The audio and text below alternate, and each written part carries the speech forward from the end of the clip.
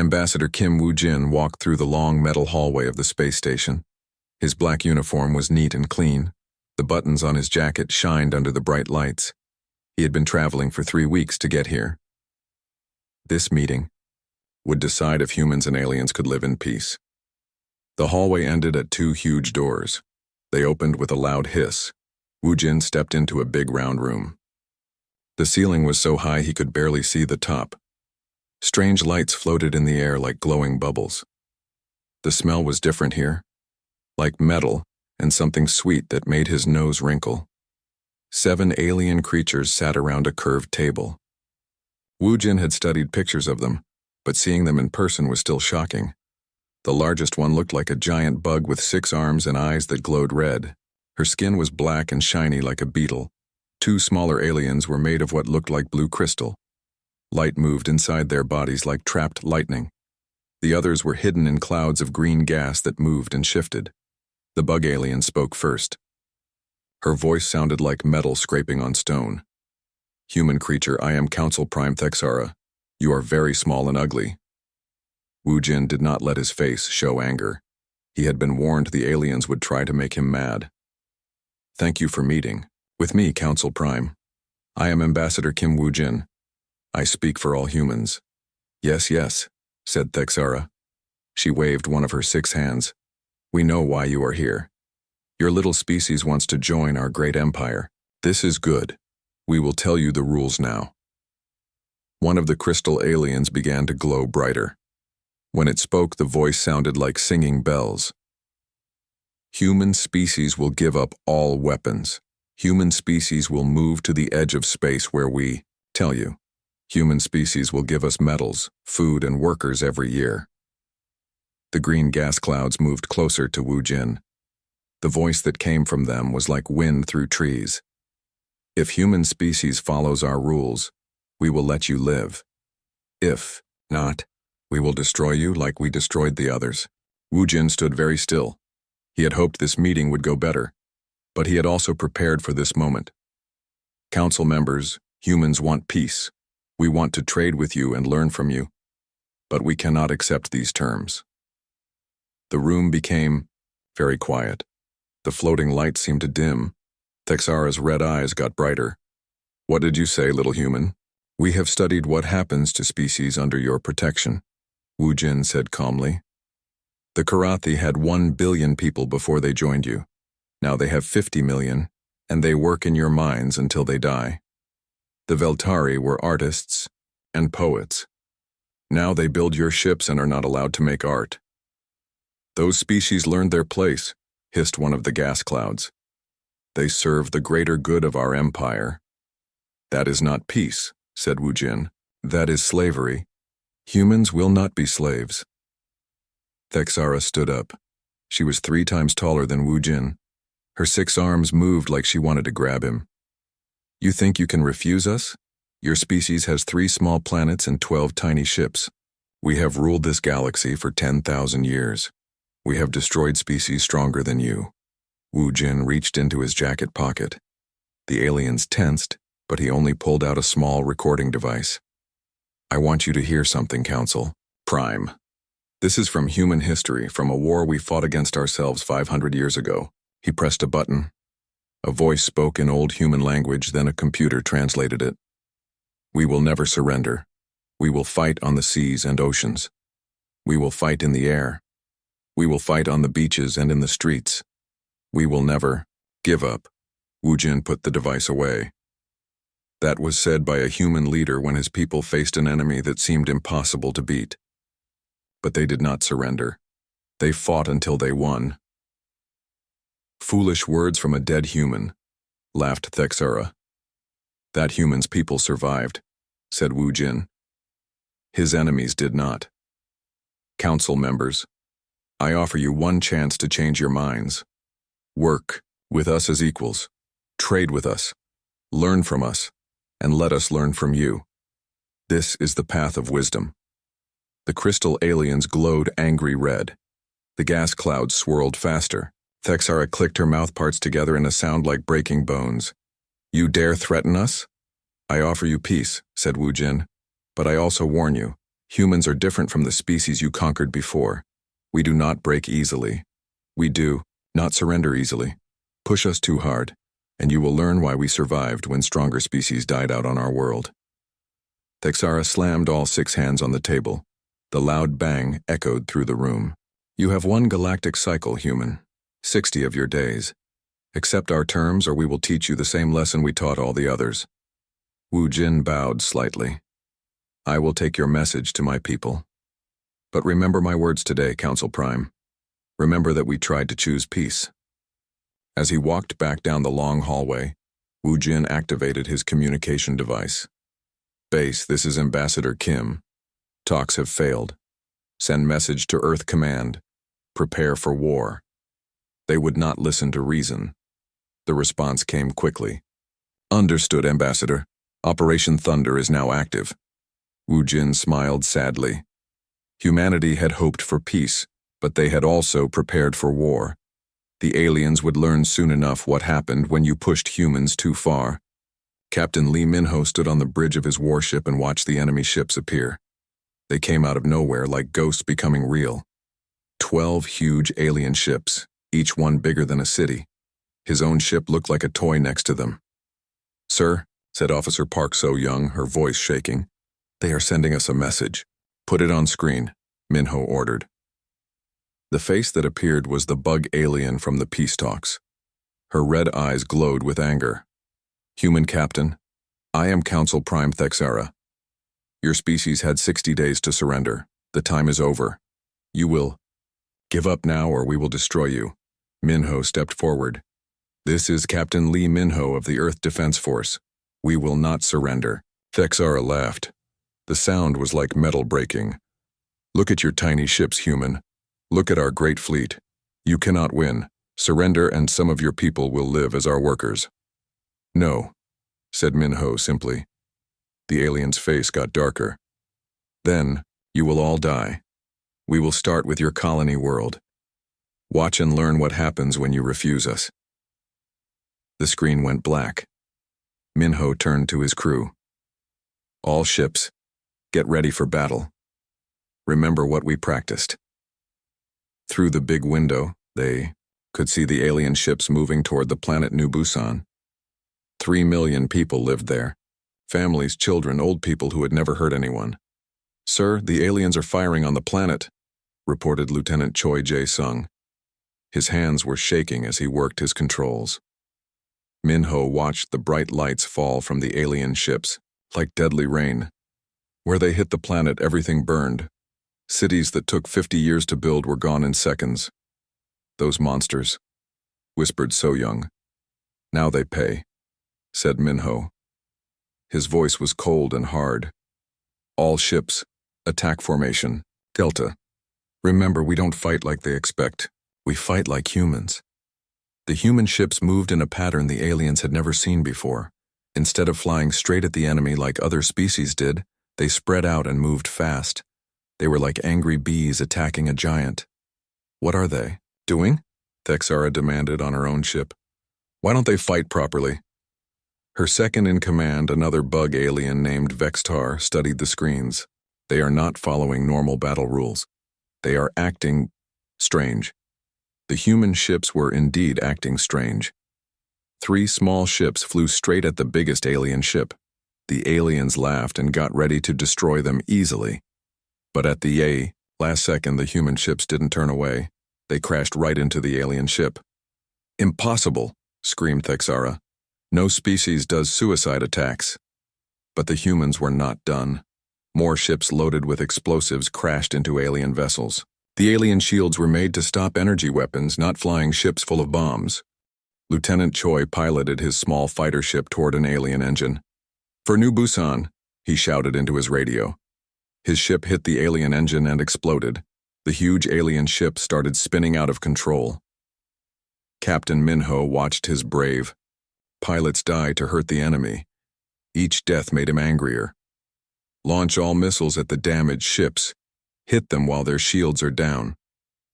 The human missiles were not as advanced as alien weapons, but they worked when the shields were broken. 3 alien ships started to burn and leak air into space. "This is not possible," said Vextar to Thexara. "The humans are using their ships as weapons. No civilized species does this." "They are animals," hissed Thexara. "Destroy them all." But the humans kept fighting in ways the aliens could not understand.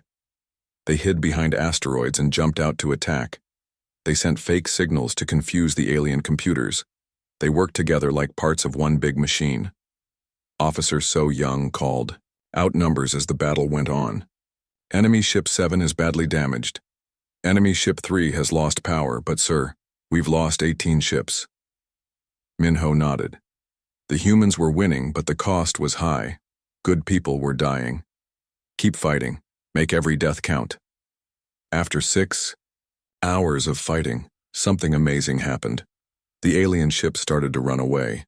3 of their big ships were destroyed. 4 more were too damaged to fight. "Sir, they're leaving," said So Young. She could not believe it. Minho watched the alien ships disappear, but he did not feel happy. Through the window, he could see New Busan still burning. "Send a message to Earth, tell them we hurt the aliens, but they will come back with more ships. Many more."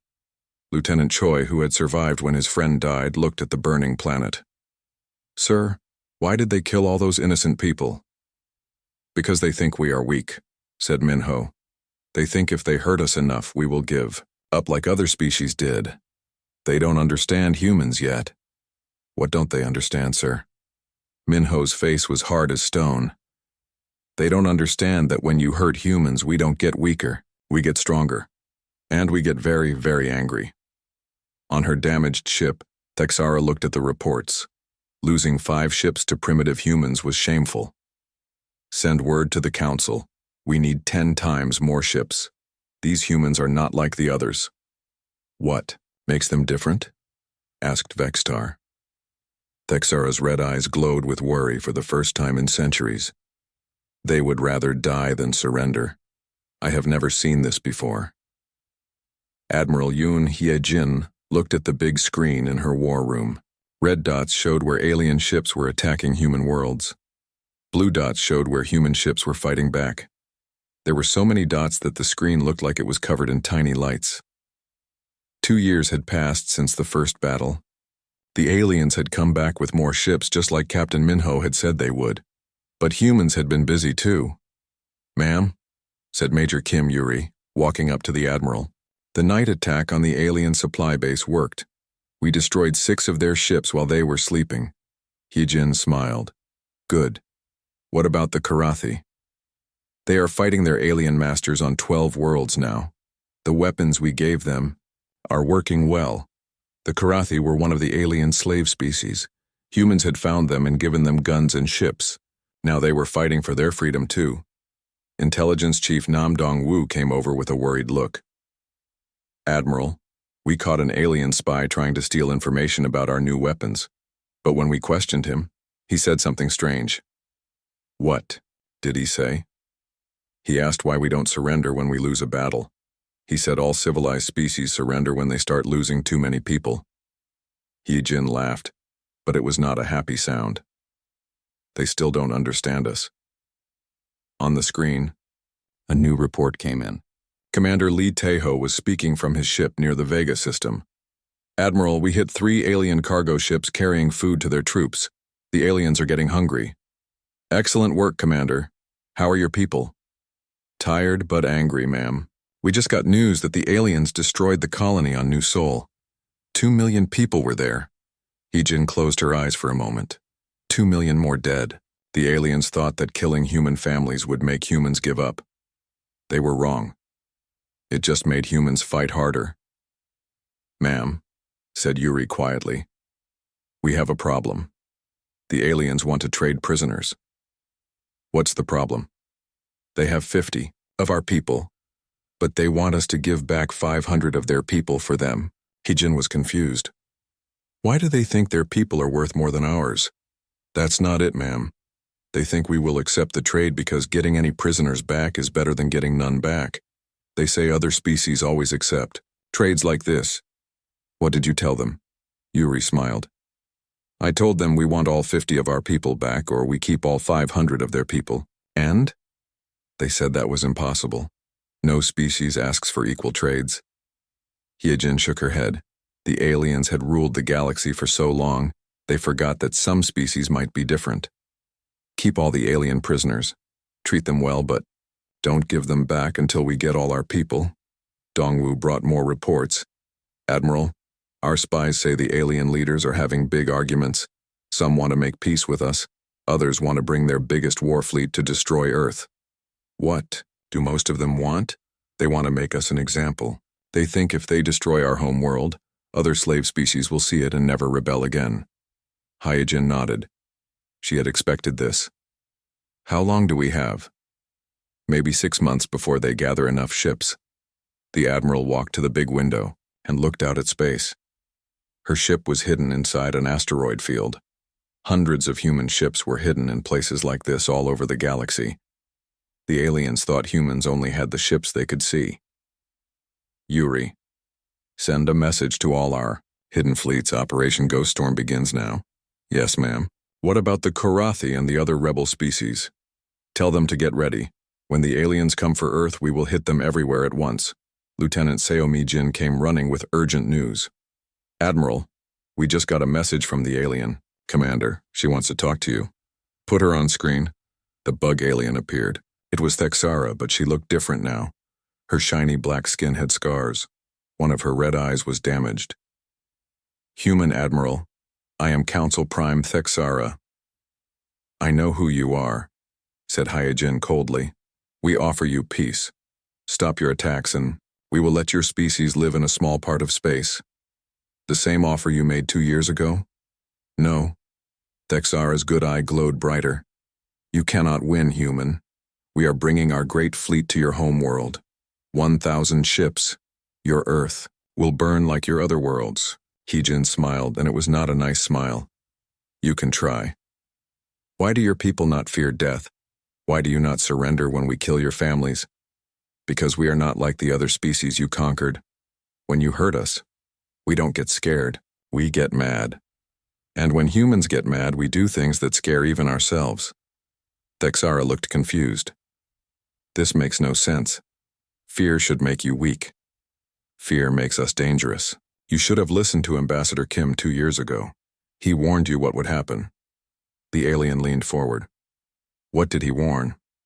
Hyejin's voice was cold as ice. He warned you not to push us. Now you're about to learn what happens when you push humans too far. The screen went black. Yuri looked worried. Ma'am, can we really fight 1,000 alien ships? Hyejin smiled again. Major, they think they're fighting the same humans who only had 12 ships 2 years ago. They have no idea what we've become. Fleet Admiral Park Jong-soo was eating dinner when the message came. His small metal plate had rice and fish, the same food he ate every day for 3 years of war. The communication officer knocked on his door with a worried face. Sir, urgent message from the alien commander. She wants to talk to you now. Jong-soo put down his chopsticks. He had been expecting this call. Put her on the main screen in my room.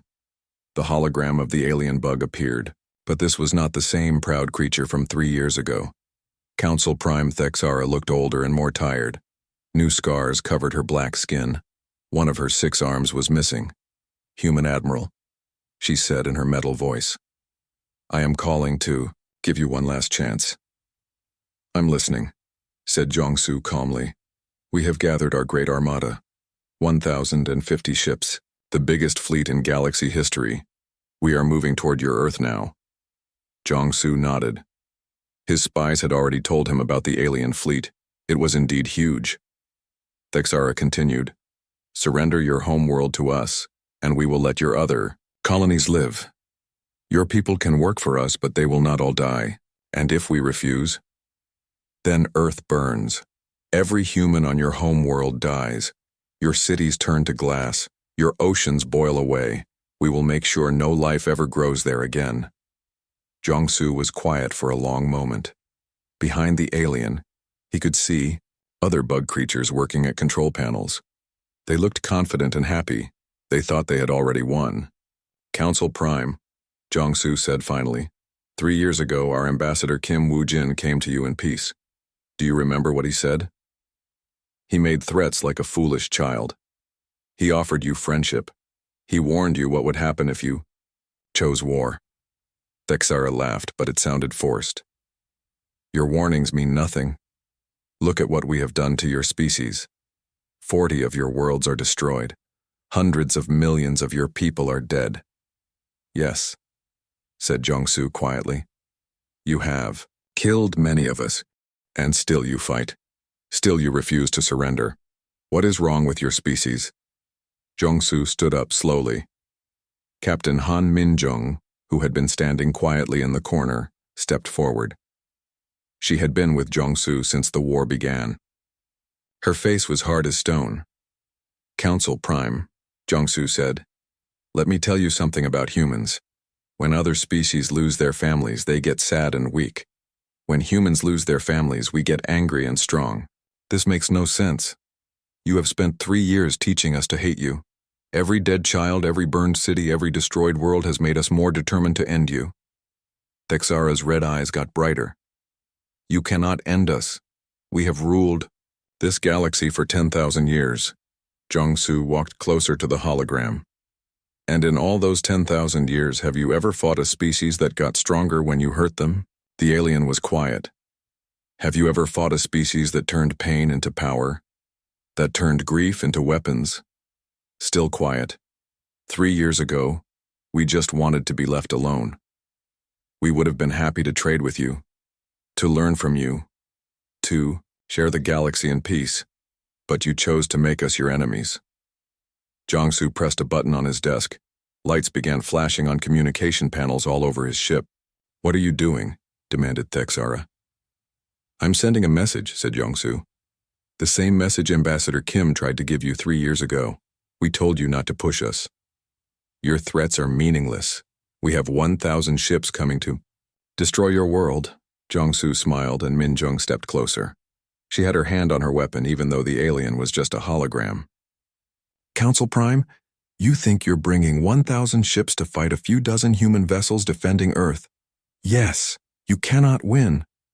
But you're wrong about something important. You're not fighting the same humans who had 12 ships 3 years ago. You're not even fighting the humans who won the first battle with your ships. Jongsu pressed more buttons. All across the galaxy, hidden human fleets received coded messages. Secret bases that had been built over 3 years of war came alive with activity. You're fighting the humans you created, the humans you made by killing our families, the humans you trained by forcing us to become something new. The lights on Jongsu's panels turned green one by one. Each light meant another hidden fleet was ready. What are you talking about? Thexara demanded. For 3 years you thought you were hunting us, but really we were preparing. Every battle taught us how to fight you better. Every defeat made us build new weapons. Every dead world made more humans join our hidden fleets. All the lights were green now.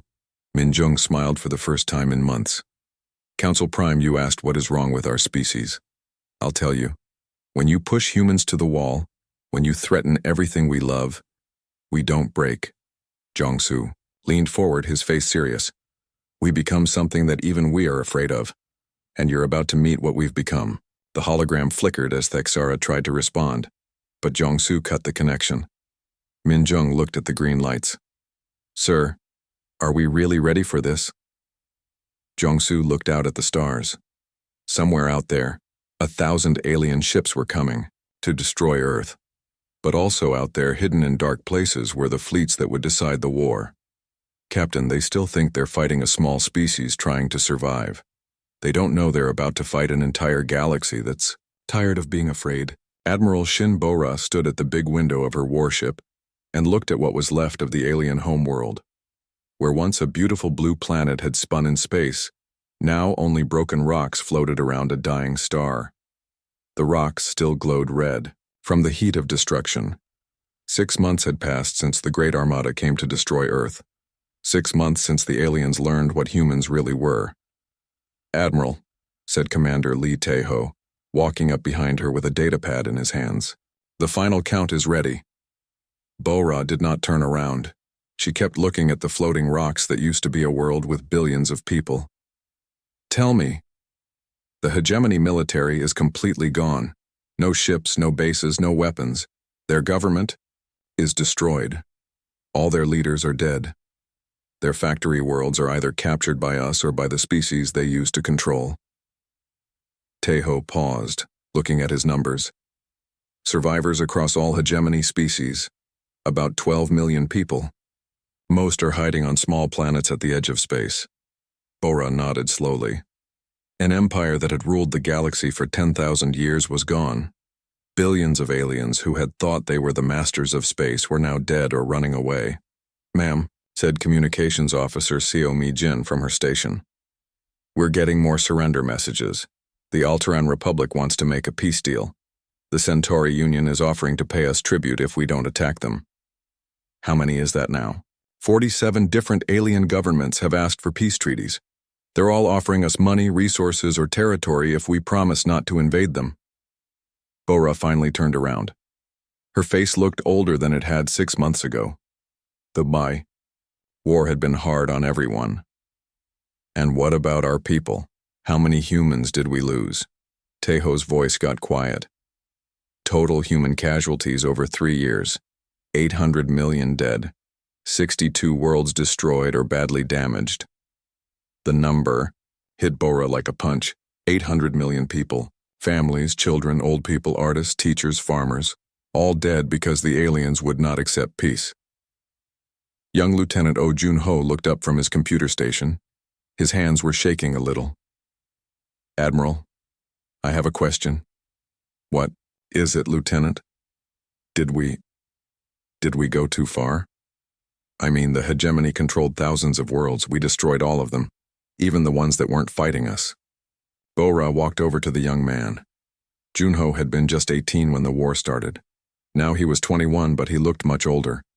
War did that to people. "Lieutenant, do you remember what started this war? The aliens wanted us to be their slaves." "That's right. And when we said no, what did they do?" Junho thought for a moment. "They attacked our colonies. They killed 3 million people on New Busan just to scare us. And when we fought back and won some battles, what did they do then?